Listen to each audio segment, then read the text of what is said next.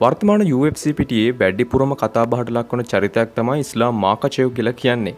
හබීබ් නූර්මගෝමේදෙව්ගෙන් පස්සේ දාගෙස්තානයෙන් බිහි වූ හොඳම සටන්කරුවා ඉස්ලාම් කියලා කියද්දී තවත් පිරිසක් කියනවා ඉස්ලාම් කියන්නේ හබීබ්ටත් වඩා දක්ෂයෙක් කියලා. මේ වගේ ඇත්ත නැත්ත මොකද්ද කියලා සිංහලෙන්ම දැනගමු අද ඩ්‍රැගන් කොම්බැට් තුලින්.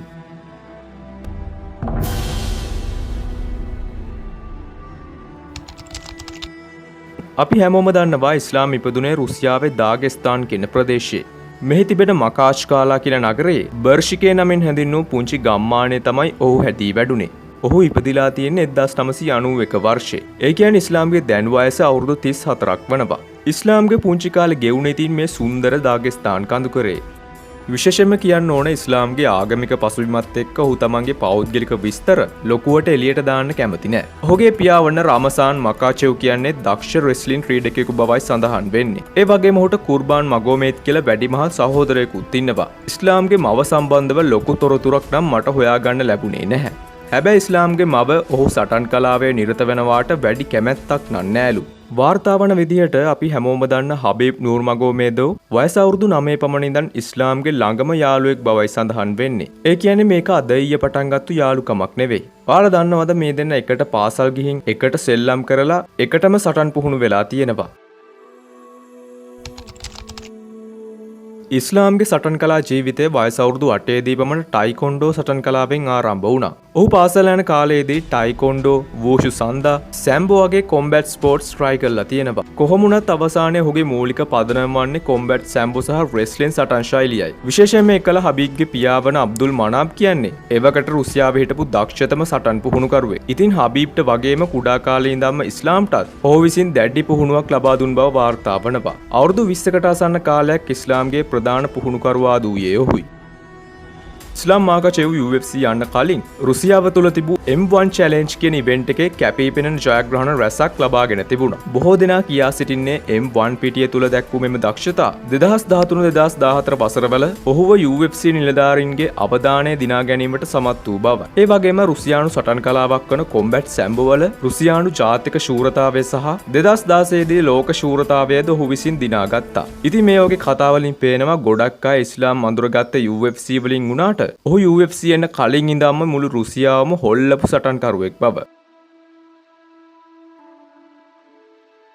ඉස්ලාම්ගේ වර්තමාන UFC ප්‍රොෆයිල් එක දිහා බැලුවොතින් කතා කරන්න ගොඩක් දේවල් තියෙනවා.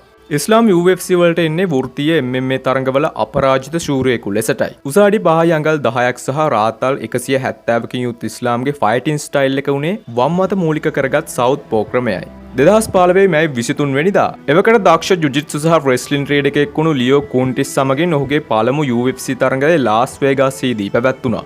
මේ තරඟය ගැන කතා කරවතින් තරඟයේ දෙවැනි වටේදීම ඉස්ලාම් විසින් ජුජිත්සු වල භාවිතා වන රියර් නේකඩ් චෝක් කියන ටෙක්නික් එක පාවිච්චි කළා. ලියෝ කූන්ටිස්ව පහසුවෙන් පරාජය කළා. මෙම විශිෂ්ට ජයග්‍රහණයෙන් පස්සේ UFC විචාරකින් ඉස්ලාම්ව මීළඟ හබීබ් ලෙස හඳුන්වන්න පටන් ගත්තා.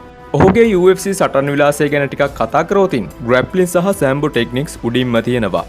ඒ වගේම ජූඩෝ ක්‍රමයට ප්‍රතිවාදියාගේ පාද පටලවා බිම දාන්නත් ඔහු ඉතා දක්ෂයෙක්. ඉස්ලාම්ගේ මේන් ස්ටයිල් එක ග්‍රැප්ලින් වුණාට ඔහුට ශක්තිමත් ස්ට්‍රයිකින් පදනමක් තිබෙනවා. උදාහරණයක් විදිහට ඇලෙක්සැන්ඩර් වෝල්කනොව්ස්කි සමග පැවති දෙවැනි තරගයේදී අතිශය තියුණු හෙඩ් කික් එකක් කරහා ඉස්ලාම් විසින් ඔහුව නොකවුට් කිරීම දක්වන්න පුළුවන්. ප්‍රතිවාදියාගේ ස්ටයිල් එක අනුව තම සටන් විලාසය වෙනස් කිරීමට ඔහුට විශිෂ්ට හැකියාවක් තිබෙනවා. වෘත්තීය MMA සටන් තුළ ඔහු සටන් 29කට සහභාගී වී ඉන් 28ක්ම ජයග්‍රහණය කර ඇත්තේ එකම එක සටනක් පමණක් පරාජය වෙමින්. අනෙත් විශේෂම කාරණාව තමයි ඉස්ලාම් UFC ලයිට් වේට් සහ වෙල්ට් වේට් බරපන්ති දෙකේම ශූරයා වීම. UFC ඉතිහාසයේ බරපන්ති දෙකක ශූරතාවලිය හැබවූ ක්‍රීඩකයන් කිහිප දෙනා තුළට ඔහු ඇතුළත් වෙනවා.